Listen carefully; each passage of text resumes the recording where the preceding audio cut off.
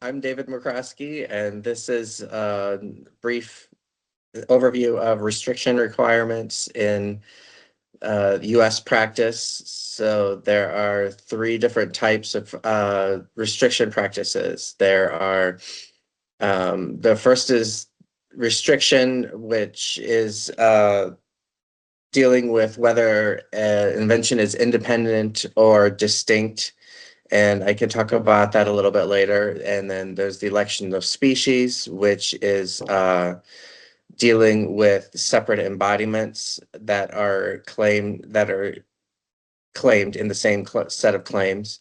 And then there is the unity of invention requirement, which would be more familiar to international clients. So the first two are probably pretty unfamiliar to international clients. It's unique to the United States.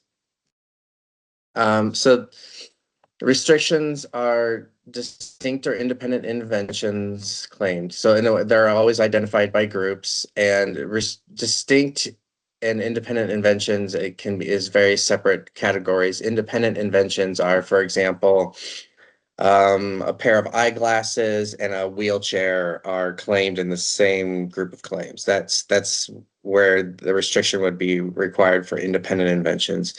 Distinct are different. They can be apparatus claims or just device claims that are similar but not quite.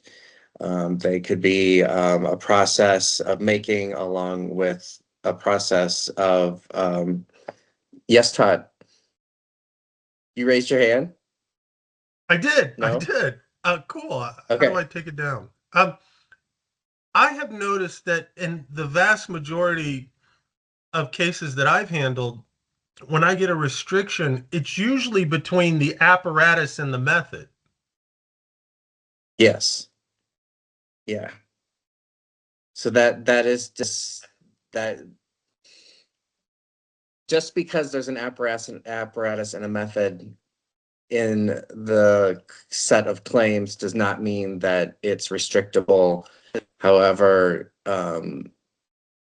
the examiners will possibly find reasons for restricting it because they're afraid that the applicant is going to take the apparatus claim in one direction and the method claim in another direction, and they're going to have to do more searching because there's basically two different inventions being claimed, one in the method and one in the apparatus. Even if the apparatus and the method claims are pretty similar, I've seen examiners want to restrict because they're afraid the applicant during the course of prosecution is going to take them in two different directions. I always discourage the junior examiners that I've trained from doing that. I don't think I'd ever seen an applicant actually do that, where they take the apparatus claim and the method claim in different directions. Um, so then there's the election of species. If there's multiple embodiments disclosed in the specification, then it's possible the claims are written, the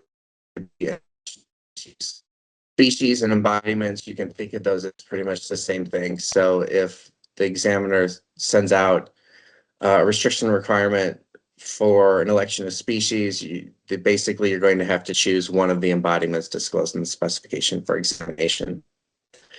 Invention, that's based on the PCT rules, so that could be familiar to Japanese clients and European clients. So the bypass continuation that I've heard a lot of interest in recently. Tokyo is starting to file bypass continuations instead of national phase. The bypass continuation is going to is going to be reviewed with common U.S. restriction practice. So in other words, it's either going to be the restriction. I'm sorry, the distinct or independent inventions, or it's going to be election of species. And then the national phase applications, those are examined under the lack of unity restriction practice. So when there's two requirements. It's not just that whether the inventions in the body or in the claim set are independent or distinct. It's also whether there's a serious search burden on the examiner if the restriction is made. So if if there's just a slight difference, then that's not a problem. They should be able, even if the inventions are independent or distinct, if there's a slight difference in the claims, that's not a serious search burden. And so the three items down there at the bottom of the slide, those are the most common reasons examiners give for why there's a search burden. There's going to be separate classifications. There's going to be separate status in the art, and then there's a different field of searching. So that's also another reason why when you get these restriction requirements, you will see that the examiner has said that the group of claims, so for example, group claims 1 through 10 are classified in A61B5, and then they'll say group claims 11 through 20 are classified in B61C, because they're trying to establish evidence or reasons why there's a serious search burden to search the entire set of claims 1 through 20.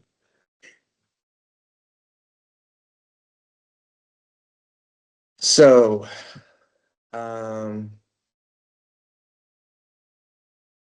these are imposed by the examiner to limit patent applications. Independent means completely unrelated. So that's the example I gave before, where there's a pair of eyeglasses claimed in one invention, and then there's a wheelchair claimed in the other set of claims. 1 through 10 is eyeglasses, 11 through 20 are wheelchair. The distinct means that they're somehow related, but they're separate. So usually the examiner is going to find something that's different between the claim sets, and he's going to say it's materially different. And then he's going to say that there's a search burden for that. So that's the basics of distinct invention. It can get more complicated, and so this is something a little bit more along that line. So in other words, there's a process and apparatus for its practice. So there's all of these different lists of reasons why a claim or a set of claims can be distinct. So for example, there's process and apparatus for its practice. So if claims 1 through 10 are to a process, and claims 11 through 20 are apparatus for its practice, then that's going to trigger the examiner to look into it, see whether he can restrict it or not. So in this case, distinctness can be shown if it's practiced by another materially different apparatus or by hand, or the apparatus can be used to practice materially different processes. So the examiner is going to point out the differences in these two claim sets, 1 through 10, 11 through 20, and he's going to say that means it can practice. These differences are practiced by another materially different apparatus, or these differences can be used to practice another materially different process, and therefore there's a search burden. They're classified in different classifications, and the restriction is proper. So I'm not going to go through all of these in detail, but this is another one here: the process of making and product made. So that's another one. So if claims 1 through 10 are to a process of making, claims 11 through 20 are product made. That's going to trigger the examiner to look for a distinctness. In other words, can it be used to make other and different products, or can it be made by another materially different process? Another one is apparatus and product made. Another one is product and process of using.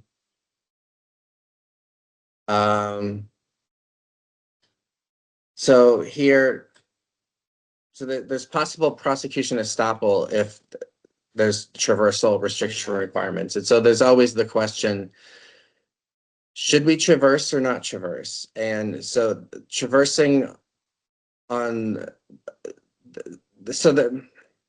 there's one caveat when you traverse, and that's it's extremely difficult to argue that the inventions are not distinct, but yet also say that they're not obvious. So that's what why a lot of US practitioners will actually only only argue that there's no search burden. So that's what's down here on the bottom. Traversal on the grounds that no serious burden exists is always safe. However, it's not generally effective. The applicant must concede that the groups or species are obvious when he's trying to argue against the distinctness. And so that can be a problem in prosecution estoppel if it would ever go to litigation, because essentially you've told the examiner that there's these applications are not, or these groups are not distinct, and therefore they're not obvious. I'm sorry, and therefore they are obvious. And so that raise your hand, Todd. Yeah, me again. Does it also raise a problem during prosecution? Because if you say they're not distinct and the examiner finds prior art for the one group but not the other, you can't now say, oh, but this doesn't read on the second group. Are you barred from doing that? I wouldn't say you're barred from doing, but I don't think the examiner is going to be persuaded. So yeah, that's a problem also with as during prosecution.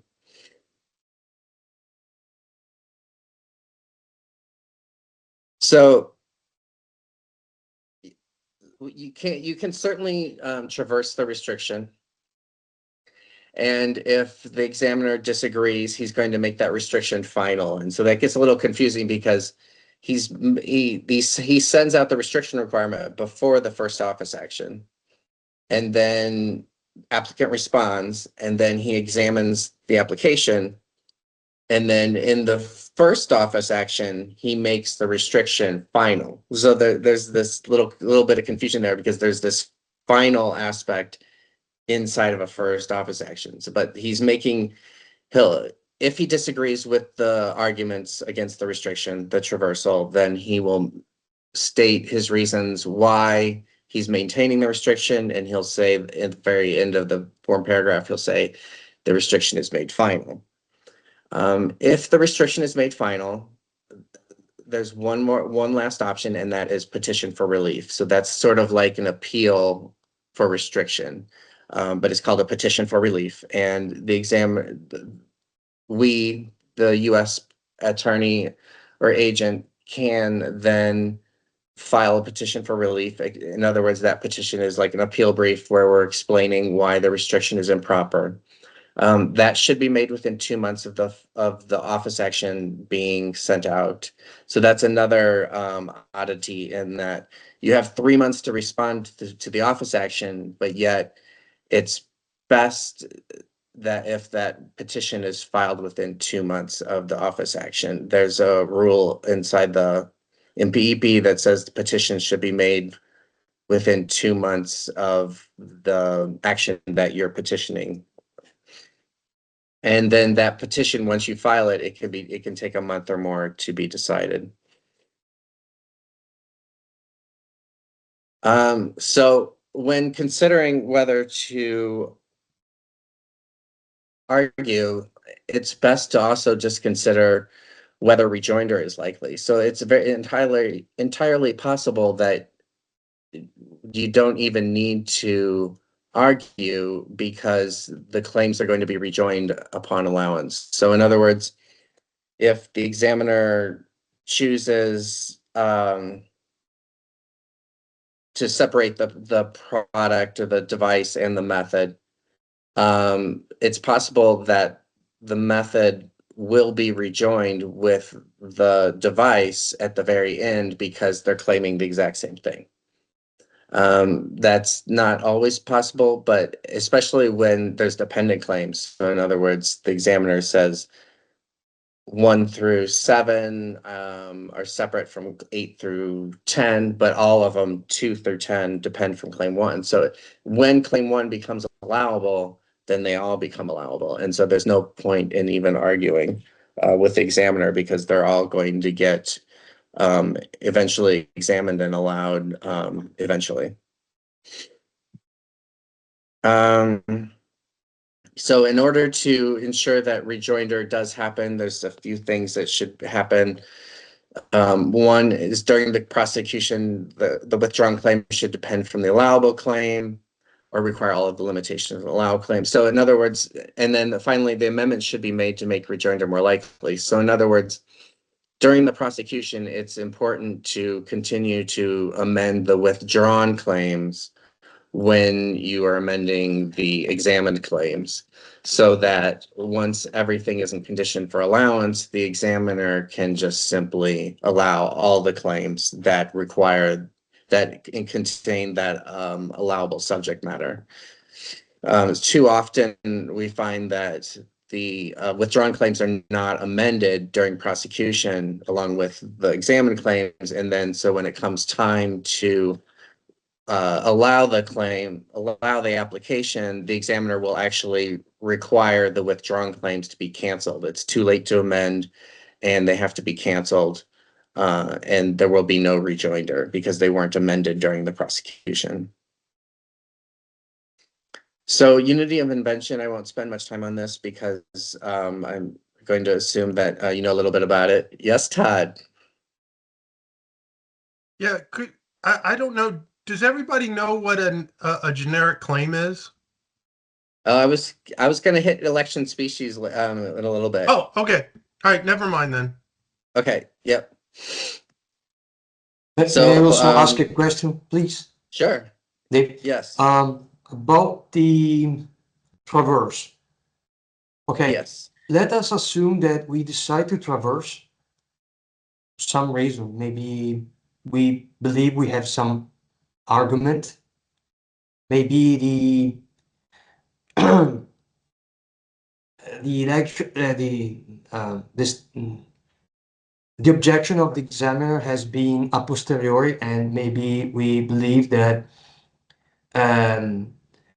we can contest the arguments that he had against the validity of the independent claim, or as you suggested in your slides, maybe we decide to traverse based on the ground that there is no burden for the search or something like that. Now, my question is, let us assume that later on this traverse is ineffective and the examiner upholds his decision to the restriction. What would be the benefit, the advantage, if there is any, to have brought forward the traverse? Is there an advantage for the fact that we did not admit that or something, or I don't know? I think the biggest advantage is cost. So if you're going to petition for relief, it would be because, for example, it's a small client and they want all of the claims examined in the initial application, and they don't have the money for a divisional application. But so I don't see an advantage to petitioning for relief unless the applicant, first of all, I mean, if it's clearly wrong, then it's not bad. For example, if the examiner says an apparatus and a method are independent, that's incorrect, right? Because the apparatus is for the eyeglass, the method is for the eyeglass, right? It's not a situation where there's eyeglass and a wheelchair. So that when there's something clear error, then I think that petition for relief is a good idea. And then if the client doesn't have much money, then I think the petition for relief is good, because a petition for relief is going to cost less than filing a divisional application. Does that answer your question, Marco? Well, that answers maybe a further question, but my question goes one step before. If there is any advantage to file to traverse at all. Like if I estimate that the probability of success of a traverse is low, do I have some reasons to suggest my client to traverse? Or should I simply suggest, even though we may have some argument, maybe it's not really that obvious that the examiner is wrong, but we do have possibly an argument to traverse. Do we have an advantage to traverse? No, the only advantage I see is if your client doesn't like filing divisional applications. If they don't want to file divisional applications, they want to get everything done right then in that same application, then I think it's best to traverse the restriction requirement. But it is unfortunately extremely difficult to convince the examiner that the restriction is incorrect. And a lot of very large companies, I was just talking to a friend of mine that works at a large firm, works for large companies, has large companies as clients, and they don't ever argue against restrictions. They just elect a group and they move on, and then they file divisional applications. So it's a strange situation inside the patent office, and yeah, so I think only if the client doesn't want to file divisional applications should this kind of thing be argued, or if it's something just unbelievably incorrect. Like I said, for example, you have a method claim for glasses, you have an apparatus claim for glasses, and the examiner says that these are independent inventions, even though they're not. They're independent invention would be eyeglasses and wheelchair. So does that answer your question, Marco? Yes, thank you. Okay. So unity of invention is probably something that you're familiar with, so I'm not going to spend a lot of time on that. But there's the special technical features, the shared technical features that have to be shown in the prior art. So these are the groups of claims that are going to trigger the examiner to consider unity of invention. So there's a product and process, there's a product and process of use, product or process specially adapted. So anyway, a process and apparatus. So if another thing, going back to the bypass continuations, is do I have this? No, I don't have it. Okay, sorry. So bypass continuations will not adhere to the unity of a restriction, right? Or lack of unity, excuse me. So something to consider is if your claim set has these groups, one of these 5 groups, it might be better to consider a bypass application, because then you can avoid that group of claims being possibly separated out by lack of unity. So this is an example of what they'll do is they'll separate out the claims in a lack of unity restriction. And then this is the biggest traversal that you can do with PCT applications is the examiners are constantly reminded about this. They don't always pay attention, but the management does constantly remind them about this highlighted part. Just because you can restrict via lack of unity doesn't mean you should, right? You need to consider, is there actually a burden here? Just because you can do it academically doesn't mean that it should be done. And then another argument that you can provide is that you note that the International Searching Authority didn't provide a lack of unity requirement. So those are the two main arguments you can make, not always successful. So now here's election of species. So in an election of species, there's going to be different embodiments in the specification, and the examiner is going to require the applicant to select one of those embodiments for argument. I'm sorry, for examination.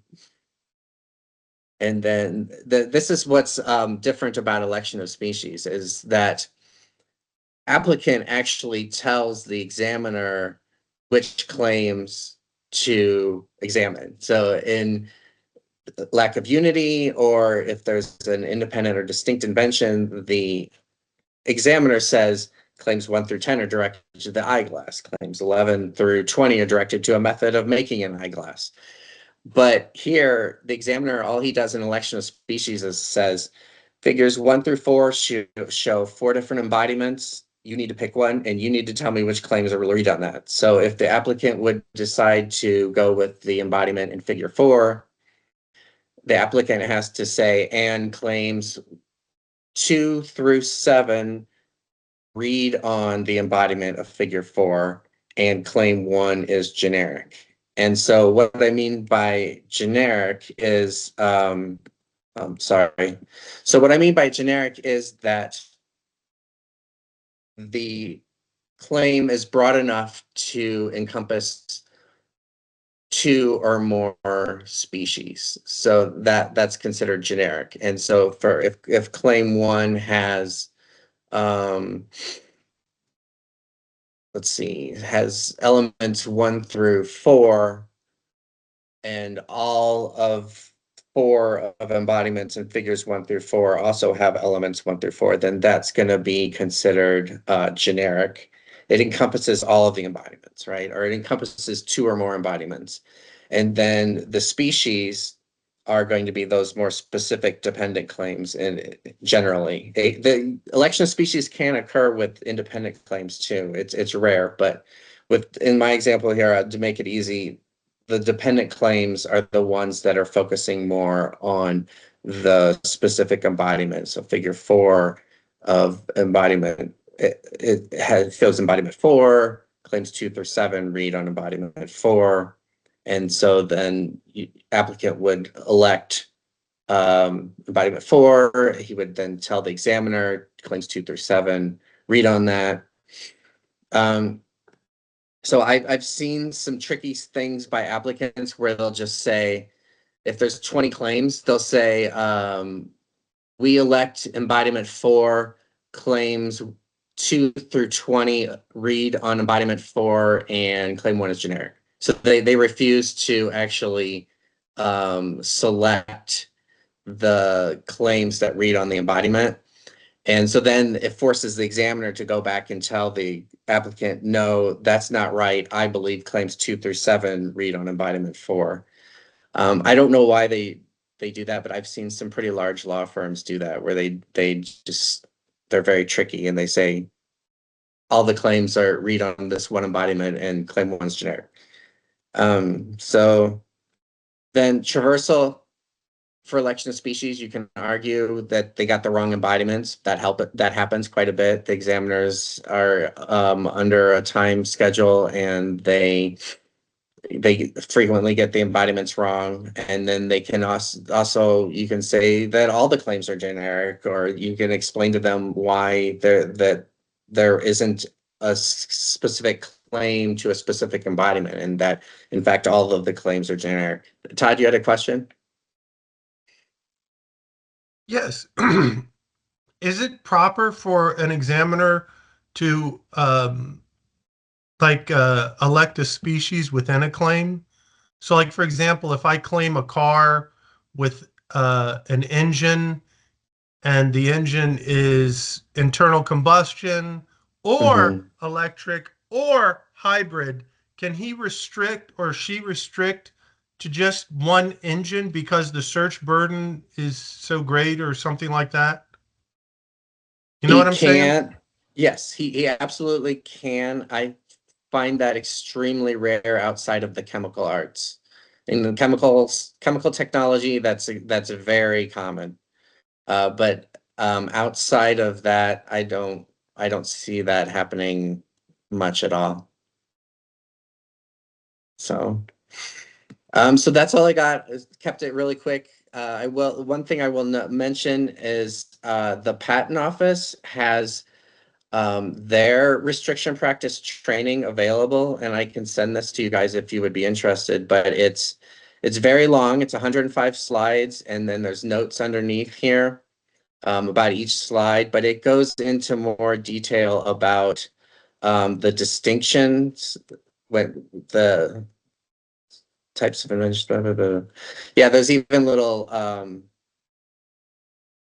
knowledge checks and quizzes and things like that in here. But so they go into a little bit more detail than what I did about related products and related processes. That part that at the beginning I was talking about, where the inventions are not independent. So you have an eyeglass method and an eyeglass device, but they're still going to require restriction because they consider it distinct inventions. So anyway, I can send that to you if you like.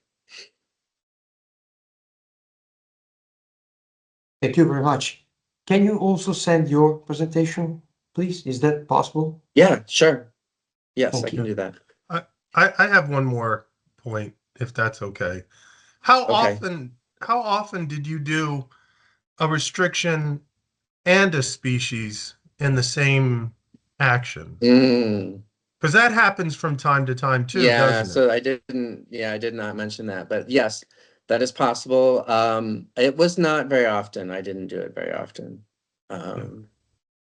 But yes, that's what I noticed was the junior examiners would get really excited about that, and they would carve it up as much as they could, and they would separate it out in distinct inventions, and then they put election of species within the distinct inventions, and I'd have to kind of calm them down and say, look, is there really a search burden here, right? Like, you've got an election of species within this group of inventions, but you've already separated it out. You've already limited the amount of searching you have to do. Do you really need to then hit them with an election of species as well? Well, thank you. That was awesome, man. I appreciate that. Yeah. Okay. Not bad for waking up like 15 minutes before I started. Thank you, Thank you. David. Also, I found, sorry, go ahead. please. I just Go said, ahead. I just I wanted found- to wrap it up. But okay, I found very useful, although maybe could appear obvious, but it was not obvious for me, but that you're suggesting to keep amending also the withdrawn or non-elected claims to put, let's say, give us a chance, if I understand correctly, for the claims to be rejoined then. Yes. Yeah.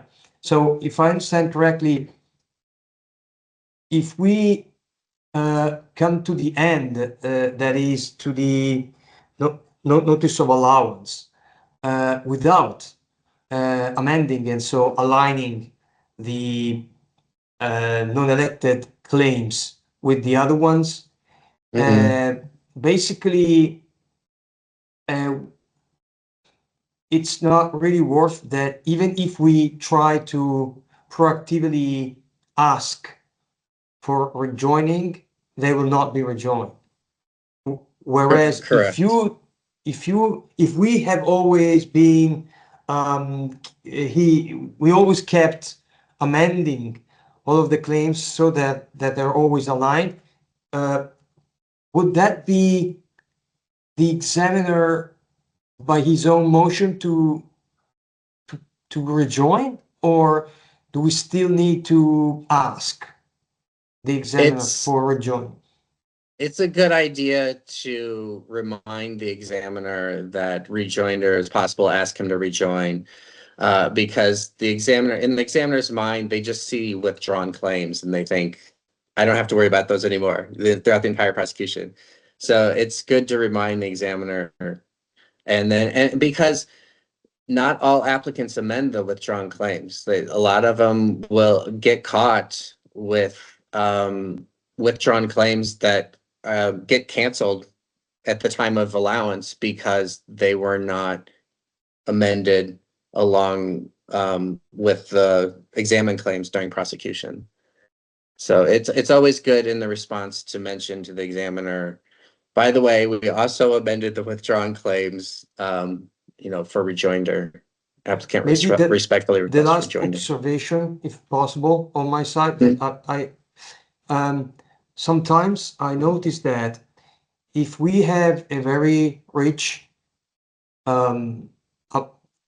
say we have many details and the solution is very, so to say, has a lot of possible aspects and embodiments and so on. Sometimes let us assume that we had 20 claims and then in response to a restriction requirement, we elected 12 and 8 are non-elected. Okay. Then Okay. let us assume that in the subsequent steps of the prosecution, we add dependent claims or even independent claims in the same category of the elected one, like to expand the elected group, okay, up to Sure. 20. Now, Okay. in that would be sort of an alternative strategy where the client, so to say, gives up in that application the non-elected claims so that he says, okay, these will be canceled, and in case we are interested to this method, so to say, we will file a divisional later. But now we will use our 20 shots we have to expand with further fallback positions the elected invention.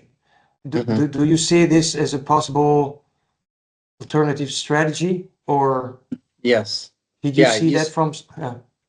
Yeah, you can absolutely do that. I did not see it very often, but it makes sense to me. If if you have 20 claims for free, for one filing fee, then why not take advantage of that? And applicant can do that in response to the restriction requirement. He doesn't have to wait to add new claims after the first office action. So in response to the in response to the restriction requirement, the examiner can say, the applicant can say, we're electing claims 1 through 10. We're canceling non-elected claims 11 through 20, and we're adding claims 21 through 21 through 25, 21 through 30, however many you want, that are directed to this same elected invention.